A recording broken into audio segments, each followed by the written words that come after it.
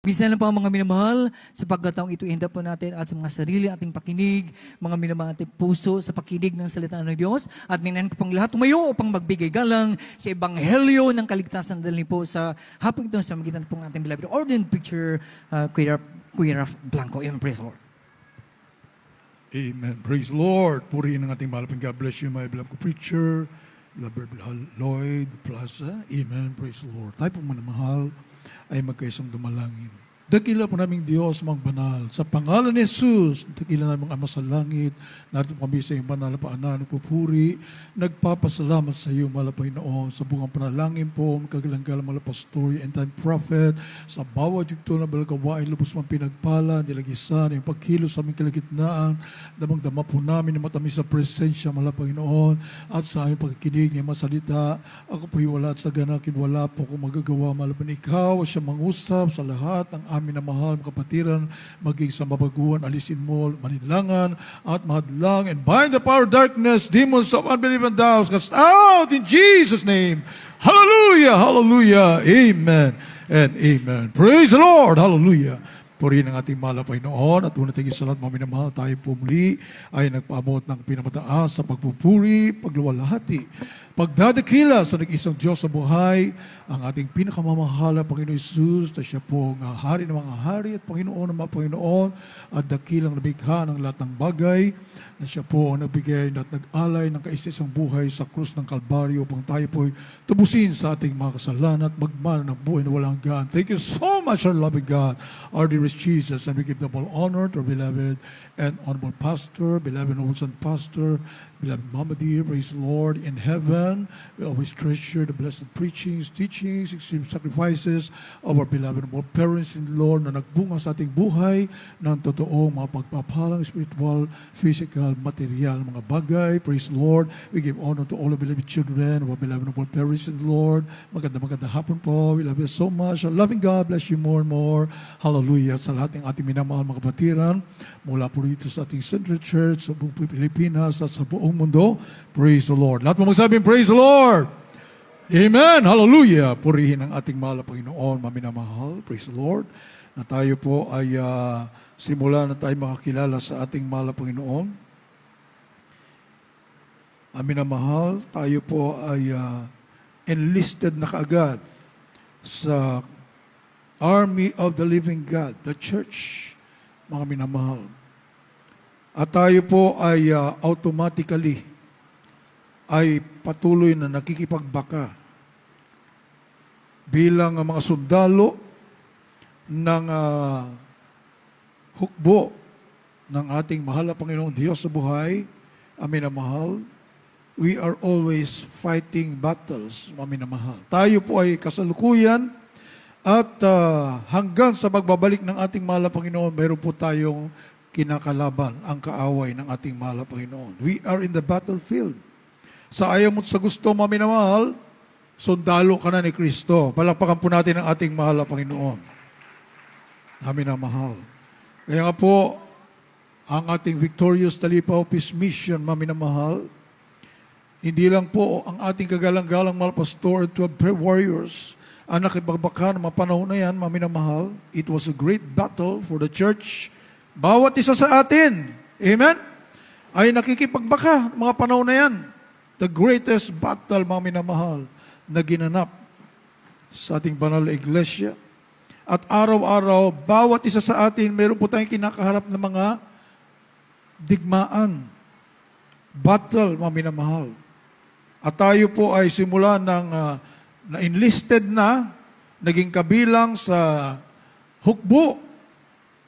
Because our beloved parents in the Lord, mga minamahal, kabalikan, beloved children, ay inatasan ng mahal na Panginoon to build the army of the living God. Amen?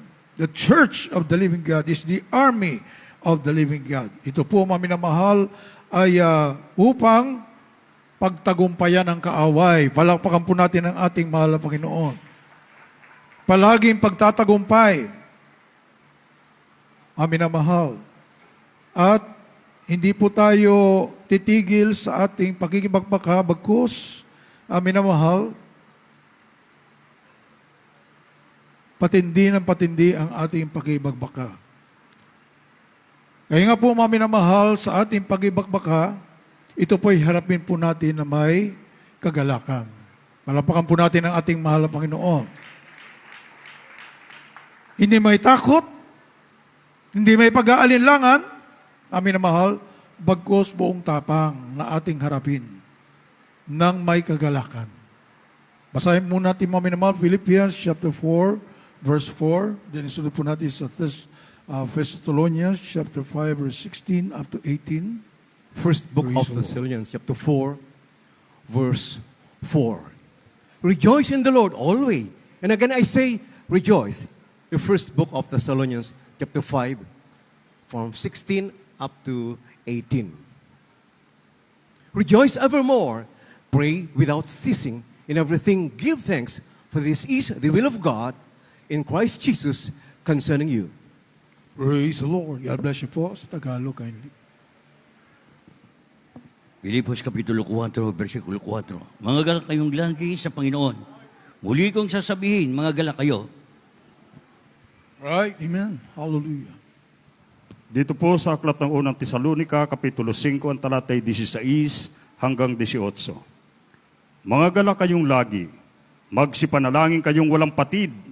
Sa lahat ng mga bagay ay magpasalamat kayo, sapagkat ito ang kalooban ng Diyos kay Kristo tungkol sa inyo. Palapakan po natin ating mahal na Panginoon. Bakit tayo palagi maging magalak? Because the battle has been won. Ang pagibagbaka, mga minamahal, ay napanalunan na. Palapakan po natin ang ating mahal na Panginoon. Tinalo na ng ating mahal na Panginoon. Sino ba yung ating kaaway? Masasamang espiritu. Ang diablo, mga minamahal, na yan po ang umalipin sa atin dati sa kasalanan. Yan po, mga minamahal, bigay sa atin ng mga kalungkutan, mga karamdaman. Ngayon, pinagtagumpay na tayo ng ating mahal na Panginoon. Kaya araw-araw, magalak ka na. Palapakan po natin ang ating mahal na Panginoon. Hallelujah! Hindi ka man lulumo. Harapin mo na may kagalakan ang iyong pakikibagbaka. Mga minamahal. Sapagkat ang sabi po sa balakasulatan, mga minamahal, the battle is not yours.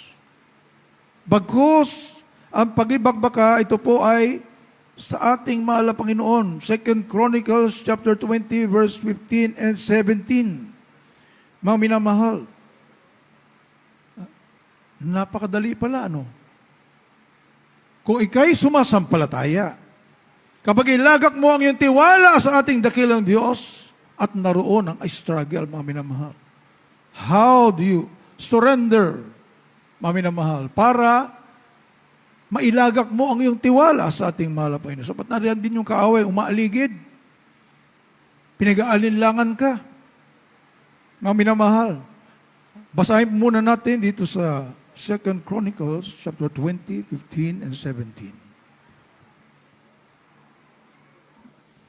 The second book of the Chronicles, chapter 20, verse 15. And he said, Hearken ye all Judah, and ye inhabitants of Jerusalem, and thou King Jehoshaphat. Thus saith the Lord unto you, Be not afraid nor dismayed by reason of this great multitude, for the battle is not yours, but God's. Praise the 17. Lord. Ye shall not need to fight in this battle. Set yourselves, stand ye still, and see the salvation of the Lord with you, O Judah and Jerusalem. Fear not, nor be dismayed. Tomorrow go out against them, for the Lord will be with you. Glory to God. Hallelujah! Palapakan po natin ating mahal na Panginoon. Hallelujah! Sa Tagalog, kindly po. Dito po sa unang ikalawang kronika, Kapitulo 20, ang talatay 15. At kanya sinabi, dinggin nyo, buong Huda, ninyo mga taga-Jerusalem, at ikaw na haring Diyos sapat, ganito ang sabi ng Panginoon sa iyo, huwag kayong mga takot o malupaypay man dahil sa malaking karamihang ito, sapagkat ang pakipagbaka ay hindi inyo, kundi sa Diyos. Dito po sa 17. Right. Hallelujah. Kayo hindi mga kailangan na makipaglaban sa pagbabakang ito. Magsilagay kayo, magsilayo kayo matatag. Magsitayo kayong matatag at tingnan nyo ang pagliligtas ng Panginoon na kasama ninyo, O Huda at Jerusalem. Huwag kayong mga takot o mga lupaypay man. Bukas ay magsilabas kayo laban sa kanila, sapagkat ang Panginoon ay sumasa inyo. Palapakan po natin ang ating mahal na Panginoon. Hallelujah! So ito ang salita ng ating dakilang Diyos. Amin na mahal. Oh, humarap ka sa iyong pakikibagbaka at huwag kang matakot.